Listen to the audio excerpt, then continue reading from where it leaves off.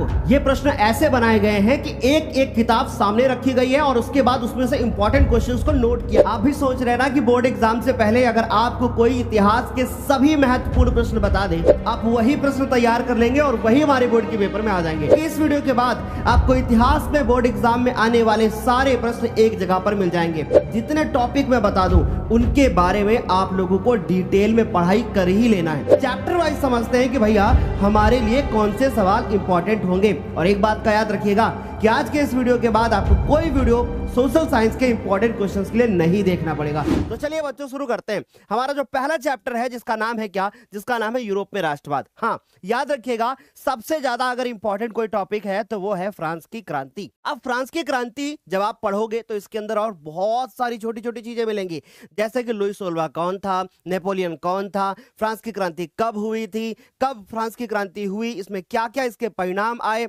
और इसके कारण क्या थे। तो ऐसे सवाल बन सकते हैं बोर्ड के एग्जाम में, तो इस बात का ध्यान रखना। अब दूसरा सवाल जैसे बन सकता है कि भैया नेपोलियन कौन था।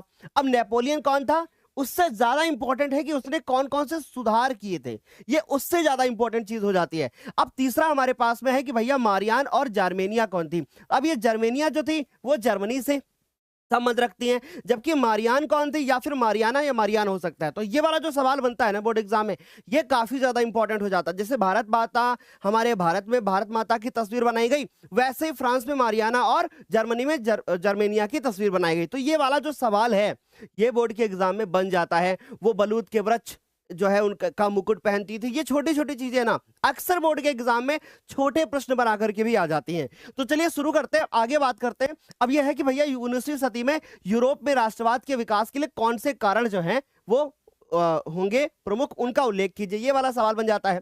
अगला बन जाता है कि भैया जर्मनी के एकीकरण के बारे में आपको एक संक्षिप्त लेख लिखना है और जर्मनी के एकीकरण में महत्वपूर्ण भूमिका निभाने वाले ऑटो वान बिस्मार्क, इस बात का ध्यान रखना कि ऑटो वान बिस्मार्क को जर्मनी का एकीकरण का प्रक्रिया का जनक क्यों कहा जाता है। अब ये दोनों प्रश्न ना एक ही हैं, क्योंकि जब आप जर्मनी के एकीकरण के बारे में पढ़ोगे तो उसी समय पर आप लोगों को ऑटो वान बिस्मार्क के बारे में पढ़ने को मिल जाएगा। अगला जो सवाल हमारा बनता है वह बनता है राष्ट्रवाद से क्या तात्पर्य है, और अगला बनता है कि वियना संधि क्या थी और इसके प्रमुख उद्देश्य और व्यवस्थाओं का वर्णन कर दीजिए। ये वो सवाल है ना जो कि हर साल बोर्ड के एग्जाम में आते हैं। ये वो सवाल है ना जो आपसे डेफिनेटली पूछे ही जाएंगे। बस एक चैप्टर में अगर बात करें इतिहास की तो शुरू के 3 चैप्टर में आपको 7-8 सवाल हर एक चैप्टर से बता दूंगा, वो बच्चे अच्छे से तैयार कर लेना। आगे बात करें तो भैया 8वां जो सवाल है वो है हमारे पास इटली का एकीकरण। अब इतने लिखे हुए सवालों के बाद एक और देख लो। अब यह हमारे पास क्या 1815 में नेपोलियन की हार के बाद यूरोप में स्थापित रूढ़िवादी शासन की विशेषताएं लिख दो।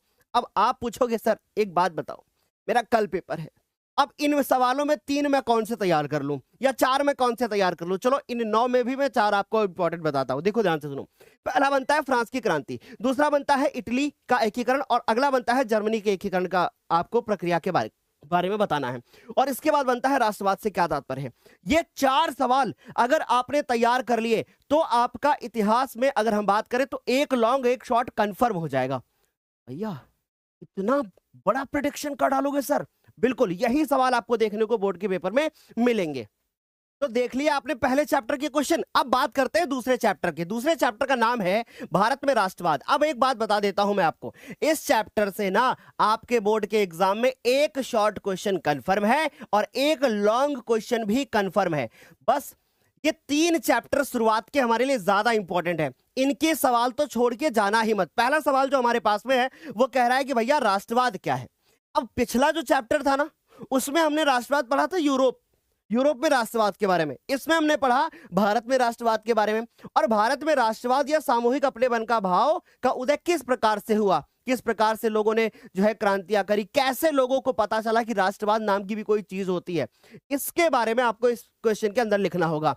फिर उसके बाद रॉलेट एक्ट क्या था, कौन लेकर के आया, किसके नाम से संबंधित है, सिडनी रॉलेट कौन था, रॉलेट एक्ट के क्या परिणाम हुए, जलियांवाला बाग हत्याकांड हो जाता है, फिर उसके बाद असहयोग आंदोलन आ जाता है, खिलाफत आंदोलन बीच में होता है, फिर सविनय अवज्ञा आंदोलन। भैया आज ही बता दोगे क्या सर ये सब आपने पढ़ाया है? बिल्कुल। अगर आप चाहते हैं कि भैया ये सब हमें सारे क्वेश्चन एक ही वीडियो में मिल जाए तो हमने एक चैप्टर पढ़ा रखा है, हर चैप्टर का वन शॉट कर रखा है। इतिहास के 5 चैप्टर मैं इस वीडियो के नीचे डिस्क्रिप्शन बॉक्स में डाल रहा हूं और ये सारे के सारे आप लोगों को कंप्लीट कर रहे हैं। अगर ये 4-5 चैप्टर आपने अच्छे से तैयार कर लिए शुरू के ना, तो समझ लो आपका बोर्ड के एग्जाम में सोशल साइंस का डर खत्म हो जाएगा। आगे बढ़ते हैं। अब आप लोग बात करते हैं कि भैया जालियांवाला बाग हत्याकांड, इस पे टिप्पणी लिखने को आती है, इस पे एक छोटा सवाल आता है, इस पे एक छोटा लेख लिखने को आता है, या अगर ये चीज पढ़ लोगे तो रॉलेट एक्ट के बारे में डिटेल में पढ़ पाओगे। अगर ये पढ़ लोगे तो सविनय अवज्ञा आंदोलन और उसके बाद असहयोग आंदोलन, सारे आंदोलन आगे के समझ में आएंगे। तो भैया जालियांवाला बाग हत्याकांड, ये इस पर आपको अच्छे से पढ़ाई करनी है। और एक बात याद रखना, अगर क्वेश्चन तैयार कर रहे हो ना तो प्लीज क्रम से तैयार करते हुए आना, इससे आप एक प्रश्न को दूसरे से कनेक्ट कर पाओगे। आगे बढ़ते हैं बच्चों। प्रथम विश्व युद्ध ने भारत में राष्ट्रीय आंदोलन के विकास में किस प्रकार से योगदान दिया? यानी ये प्रश्न ये कह रहा है कि जब प्रथम विश्व युद्ध हुआ था 1914 में स्टार्ट हुआ, उसके बाद किस तरीके से भारत में और आंदोलन होना शुरू हो गए? क्योंकि आपको बहुत अच्छे से पता है, पहले प्रथम विश्व युद्ध होता है, फिर उसके बाद रॉलेट एक्ट आता है, फिर जालियांवाला बाग हत्याकांड होता है, फिर उसके बाद खिलाफत आंदोलन होता है, फिर असहयोग आंदोलन होता है, फिर सविनय अवज्ञा आंदोलन होता है, फिर उसके बाद भारत छोड़ो आंदोलन होता है। तो भैया एक दूसरे से सब कनेक्ट है, इसलिए याद रखिएगा। पहले हमें अगर चैप्टर को समझना है तो इसका वन शॉट लेक्चर देखना होगा, नीचे डिस्क्रिप्शन में डाल दिया मैंने।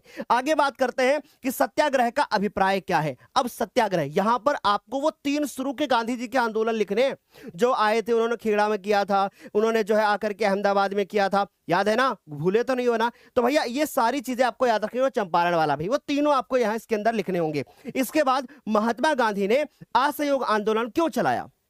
मैंने कहा ना, इस चैप्टर से अगर सबसे ज्यादा इंपॉर्टेंट कोई है ना क्वेश्चन, तो वो भी लास्ट में मैं 3 क्वेश्चन फिर बता दूंगा, बस वही तैयार कर लेना। लेकिन फिर भी भाई इतने छोड़ के तो नहीं जा सकते। क्या एक बात बताओ, पूरे इतिहास में क्या तुम गिनती के 20 क्वेश्चन भी नहीं तैयार कर पाओगे? 20 तो तैयार कर लोगे ना। अगर लिखने की कोशिश करोगे ना भाई, तो कम से कम इनको लिखकर प्रैक्टिस करोगे तो बोर्ड के एग्जाम में डेफिनेटली पूरे नंबर आने वाले। पर अगर आप ये सोचोगे नहीं भैया मुझे कोई सिर्फ 4 क्वेश्चन पूरे सोशल साइंस में बता दे, तो भैया बोर्ड के पेपर के एक दिन पहले मैं वो भी बता दूंगा। लेकिन पहले कम से कम ये तो समझ लो ना कि अभी तुम्हारे पास टाइम है। अगर तुम इतना कर लेते हो ना तो सोशल साइंस में तुम 99 मार्क्स तक भी ला सकते हो। बस केवल लिखने का थोड़ा तरीका बेस्ट कर लेना, और उस पर वीडियो मैं लेकर के आऊंगा। तो बच्चों, महात्मा गांधी ने असहयोग आंदोलन क्यों चलाया और इस आंदोलन के कार्यक्रम क्या थे? आपने पढ़ा था कि असहयोग आंदोलन उन्होंने इसलिए चलाया था क्योंकि उसके पहले जालियांवाला बाग हत्याकांड हुआ था। तो सोचो दूसरे से कनेक्ट है कि नहीं? तो ये वाला सवाल पेपर के लिए तैयार कर लेना। उसके बाद बात करें महात्मा गांधी के द्वारा चलाए गए 3 आंदोलन का वर्णन कर दो। अब यहां तुम्हारे पास फ्लेक्सिबिलिटी है भैया, कोई भी 3 आंदोलन महात्मा गांधी जी के द्वारा जो चलाए गए थे उनके बारे में लिख सकते हो। आप असहयोग आंदोलन तैयार कर लो एकदम धमाकेदार, आप तैयार कर लो भैया, आपने अहमदाबाद वाला जो है तैयार कर लिया, या फिर आप सविनय अवज्ञा तैयार कर लेते हैं, और उसके बाद भारत छोड़ो आंदोलन तैयार कर लेते हैं। खिलाफत नहीं, खिलाफत गांधी जी ने नहीं चलाया था, इस बात का ध्यान रखना। आगे बात करते हैं बच्चों कि सविनय अवज्ञा आंदोलन कब चलाया गया था, इसके प्रमुख 3 कारण। अब सोचो ये सवाल जब तुम तैयार कर लोगे तो ये वाला तो ऑटोमेटिक तैयार हो गया, है ना? फायदा कितना फायदा है ना, बताओ। अब ये वाला सवाल अगर तैयार कर लिया तो आपका जो है असहयोग आंदोलन तैयार हो गया। इसका मतलब सर बात वही है, थोड़ा सा सिलेबस है, हमें ध्यान में रखना होता है कि हमारे लिए क्या इंपॉर्टेंट है। आज सारे इंपॉर्टेंट बता दूंगा। और लास्ट में आता है भारत छोड़ो आंदोलन। अब ये 9 क्वेश्चन हमारे पास में कितने हो गए? 9 कितने हो गए? 18। भाई शुरू के 2-3 चैप्टर ही हमारे लिए इंपॉर्टेंट है। अब जो ये हमारे पास 9 क्वेश्चन है सर, इनमें से भी आप मुझे 3 से 4 इंपॉर्टेंट बता दो। चलो, पहला सवाल राष्ट्रवाद क्या है, सबसे ज्यादा इंपॉर्टेंट। असहयोग आंदोलन, उसके बाद सविनय अवज्ञा आंदोलन, उसके बाद, और चौथा जो सवाल है ना वो उससे ज्यादा इंपॉर्टेंट है, वो है बच्चों कौन सा? रॉलेट एक्ट क्या था। इतना तैयार कर लिया, मैं कहता हूं तुम्हारे सोशल साइंस में पूरे नंबर आएंगे। अब तीसरे चैप्टर पे चलते हैं, ये सारे नोट कर लेना। तीसरा है हमारे पास, जो कि तीसरा चैप्टर है वो है हमारे पास भूमंडलीय विश्व का बनना। शुरू के 3 चैप्टर में जितने सवाल बता रहा हूं ये सवाल तुम्हारी कॉपी पर नोट होने चाहिए और बोर्ड पेपर से पहले तैयार होने चाहिए। देखो, अब हमारे पास पहला सवाल बनता है कि प्रौद्योगिकी ने वैश्वीकरण की प्रक्रिया को किस प्रकार उत्प्रेरित किया है।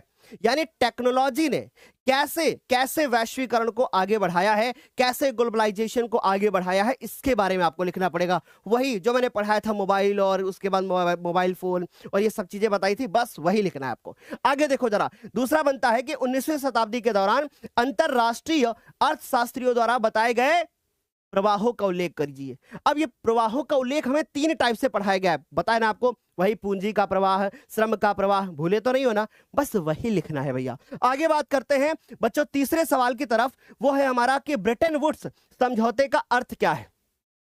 थोड़ा थम जाओ, यही सवाल तो बनेगा कि ब्रेटन वुड्स समझौता क्या था, आपको इसके बारे में डिटेल में लिखना है। द्वितीय विश्व युद्ध के दौरान ये आपका एक समझौता हुआ था, याद है ना, कहां पर, अमेरिका में, न्यू हैम्पशायर, हाँ वही वाला लिखना है जो आपने एक लॉन्ग आंसर तैयार किया था, जो मैंने पूरी टिप्पणी बताई थी, बिल्कुल वैसे ही लिखना है।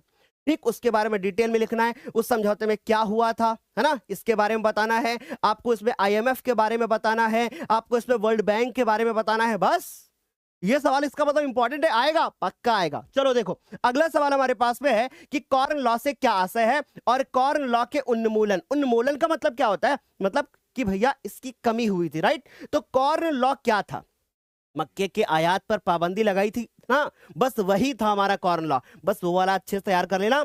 और इसके उन्मूलन यानी जब इसको हटाया गया, जब इसकी हमने देखा कि इसको जब हटाया गया तो भैया इसका क्या प्रभाव पड़ा, इसके बारे में हम लोग बात करेंगे। अच्छा, 5वां सवाल है कि 19वीं शताब्दी में भारत से विदेश में श्रमिकों को क्यों ले जाया गया, क्योंकि वो श्रमिक क्या थे, मजबूत थे बॉडी से। ठीक, तो सर क्यों ले जाया गया, और ये श्रमिक अधिकतर किस देश के थे, और उन्हें किन शर्तों पर स्वदेश लौटने की छूट दी जाती थी। ये वाला सवाल हमारे लिए इंपॉर्टेंट है बच्चों, ये सवाल इंपॉर्टेंट है, ये कॉर्न लॉ वाला सवाल हमारे लिए बहुत ज्यादा इंपॉर्टेंट है भैया। वैसे तो मैं सारे इंपॉर्टेंट ही बता रहा हूं, अब क्या इनमें से इंपॉर्टेंट कम करोगे क्या गुरुदेव। आगे देखो, अब हमारे पास छठा सवाल बनता है कि G77, है ना, G77 देशों से आप क्या समझते हैं, और किस आधार पर ब्रेटन वुड्स की जुड़वा संतानों की प्रक्रिया कहा जाता है, यानी कि G77 को किस आधार पर ब्रेटन वुड्स की जुड़वा संतानों की प्रक्रिया कहा जाता है। जुड़वा संतानें आपने पढ़ी थी, आपने बहुत अच्छे से पढ़ा था, IMF, वर्ल्ड बैंक पढ़ा था ना इसके बारे में, हाँ वही अंतरराष्ट्रीय वाला, उसी की बात कर रहा हूं। ठीक है, अंतरराष्ट्रीय और मतलब इंटरनेशनल मॉनेटरी फंड वाले के बारे में बात कर रहा हूं। ठीक, अच्छा, तो सर हम अच्छे से समझ गए, यहां पर हम वर्ल्ड बैंक के बारे में बता देंगे और क्यों कहा जाता है वो बता देंगे। अगला जो हमारे पास सवाल बनता है वो 7वां सवाल बनता है कि रेशम मार्ग से क्या आशय है, या उससे आप क्या समझते हैं, एक संक्षिप्त लेख लिख करके बता दो। रेशम मार्ग में क्या रेशम ही ज्यादा था या कुछ और चीजें जाती थी, उसी के बारे में डिटेल में डिस्कशन करना है।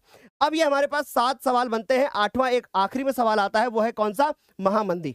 ये 8 सवाल आपको इस चैप्टर से तैयार कर रहे हैं। अब आप सोचोगे सर इन 8 में भी हमें ऐसा बता दो कि कल मेरा पेपर है, इन 8 में से कोई मुझे बस 4 सवाल बता दो, मेरे पास टाइम नहीं है। चलो भाई, अब जब सब में बता रहा हूं तो इसमें भी बता देता हूं। तो भैया पहला सवाल जो हमारे पास बनता है वो महामंदी वाला, जो कि इस चैप्टर का सबसे ज्यादा इंपॉर्टेंट है। अगला बनता है कॉर्न लॉ, जो कि सबसे ज्यादा इंपॉर्टेंट है। उसके बाद बनता है G77 तीसरा सवाल, और चौथा बनता है ब्रेटन वुड्स वाला।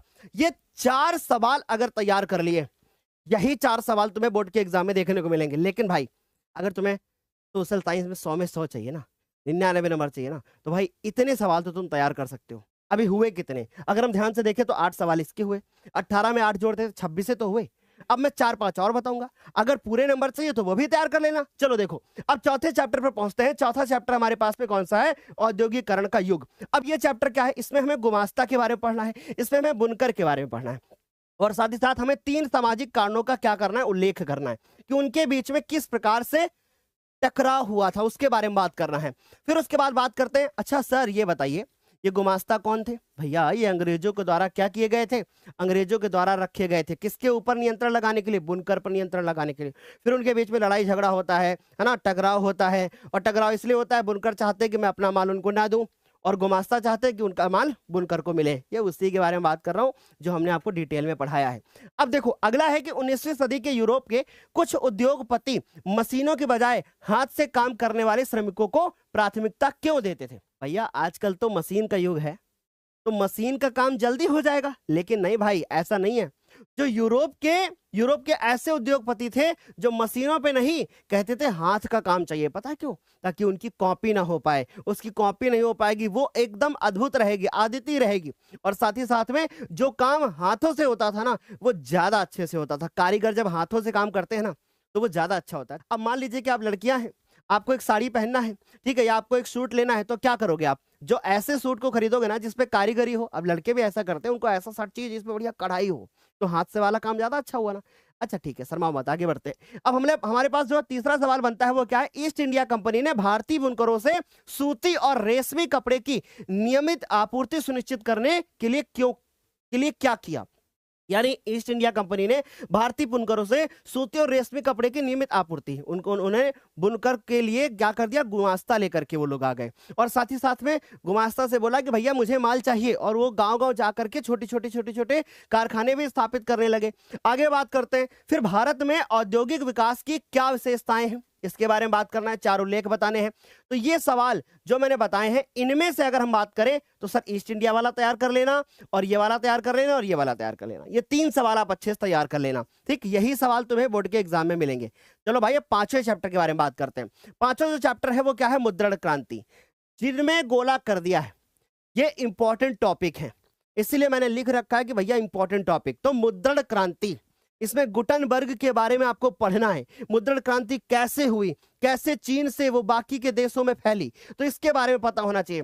और फ्रांस की क्रांति पर इसका क्या प्रभाव पड़ा, ये सवाल आपके बोर्ड ने इस बार जो मॉडल पेपर जारी किया ना, उसमें भी दे रखा है।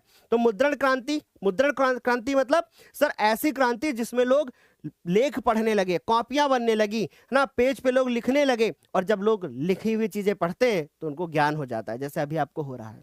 आगे बात करते हैं, दूसरा है कि गुमास्ता और बुनकरों के बीच, तो ये भैया पिछले वाले का आके इसमें टाइप हो गया, तो आप इसको यहां से हटा दो। फिर उसके बाद दूसरा सवाल बनता है कि गुटनबर्ग कौन था, मुद्रण के क्षेत्र में उसकी क्या भूमिका थी, ये वाला सवाल तैयार करना है। और मुद्रण संस्कृत ने भारत में राष्ट्रवाद के विकास में क्या मदद करी। और चौथा बनता है कि मार्टिन लूथर कौन था, उसका प्रमुख योगदान क्या था। ये 4 सवाल हमारे पास ऐसे हैं जो कि हमारे लिए इंपॉर्टेंट है। 4 कहें या कहें, 3 ही हमारे पास, 4 ही हुए, ठीक। तो एक ये वाला सवाल, एक ये वाला सवाल, एक ये वाला और एक ये वाला। सर इनमें से कौन इंपॉर्टेंट है सबसे ज्यादा? मार्टिन लूथर वाला, गुटेनबर्ग वाला और मुद्रण क्रांति वाला। समझ गए? तो ये 4 सवाल ऐसे हैं जिनको आपको बोर्ड के एग्जाम के लिए तैयार करके जाना है। अब ना मैं आपसे एक बात बोलना चाहता हूं, ये सारे सवाल अच्छे से तैयार कर लेना बच्चों, और उसके बाद यदि आप चाहते हैं कि इसी प्रकार से आपके लिए भूगोल का और इसी प्रकार से नागरिक शास्त्र का, इसी प्रकार से अर्थशास्त्र का वीडियो आ जाए, तो आप मुझे कमेंट सेक्शन में फटाफट से बता देना। और एक बात याद रखना, एक कमेंट होने चाहिए कि इसका पार्ट 2 लेकर के आइए, मतलब भूगोल के क्वेश्चंस लेकर के आइए। जितनी ज्यादा कमेंट्स होंगी, मैं उतना जल्दी इस वीडियो को लेकर के आने की कोशिश करूंगा, और आपसे रिक्वेस्ट करूंगा कि आज आप कमेंट करके जरूर जाना। और हाँ, अगर ये वीडियो आप देर में देख रहे हो, अगर ये वीडियो काफी दिनों के बाद देख रहे हो, तो जो मैंने बातें बोली है ना भूगोल की और ये सब, ये आ चुकी है नीचे डिस्क्रिप्शन बॉक्स में, चेक कर लेना। तो तब तक के लिए bye bye, take care, thank you so much.